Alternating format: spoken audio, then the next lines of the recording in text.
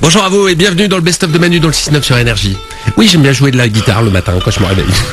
On va se faire Galantis et Kinvey, il n'y a que vos hits préférés pour faire surface juste après l'actu, il est 8h30 sur Énergie.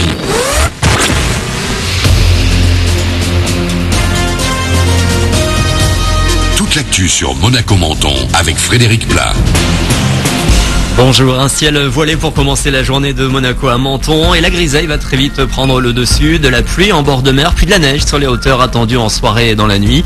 Au thermomètre et au meilleur de ce vendredi, il va faire jusqu'à 14 degrés, il fait 7 actuellement à Beau-Soleil, c'est également à Menton. C'était la météo sur Énergie avec votre magasin Jouet Club à Monaco.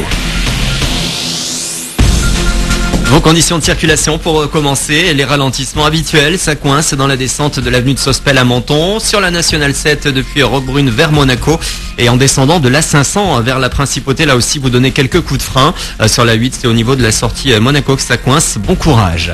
La circulation qui va se charger également pour ce week-end avec le début des vacances pour la zone C. Le plus gros des difficultés à craindre en direction des stations de ski et attention, je vous rappelle qu'on attend de la neige donc sur les hauteurs en soirée et la nuit prochaine il faudra rouler équipé.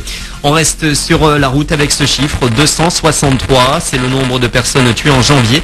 Ça représente une nouvelle hausse de 12% de la mortalité sur les routes en France le mois dernier. Des chiffres alarmants après le mauvais bilan de l'année 2014. L'actu incontournable à l'approche du week-end, c'est la fête du citron. Elle débute demain à Menton. Les tribulations d'un citron en Chine pour cette 82e édition qui va nous mener jusqu'à début mars. Vous avez tout le programme sur fête-du-citron.com. Et hier soir, déjà la fête du citron était sur toutes les langues. C'était soirée de gala au lycée Paul Valéry de Menton. Les élèves ont préparé un repas pour 80 personnes à base de saveurs asiatiques et mentonnaises. Au menu notamment une mousse de citron meringuée, de quoi vous faire un petit peu saliver à l'heure du petit-déj. Les bénéfices de la soirée seront reversés à une association. Le grand jour pour les artistes français. Les victoires de la musique se déroulent ce soir au Zénith de Paris. Parmi les nommés, le DJ David Guetta et les rappeurs Soprano et Black M. Chez les filles, Indila est en compétition dans 2 catégories. Christine and the Queens, elle fait figure de grande favorite avec 5 nominations et Ali Dumal a réalisé.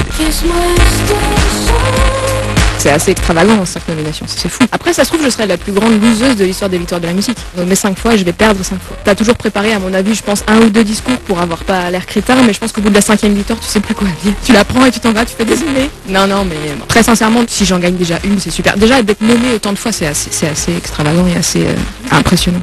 Christine and the Queens qui sera ce soir donc sur la scène du Zénith de Paris pour la 30e cérémonie des victoires de la musique à partir de 20h50 et c'est à suivre sur France 2. Voilà pour vos infos, 8h33. Bon début de journée à vous, bon réveil.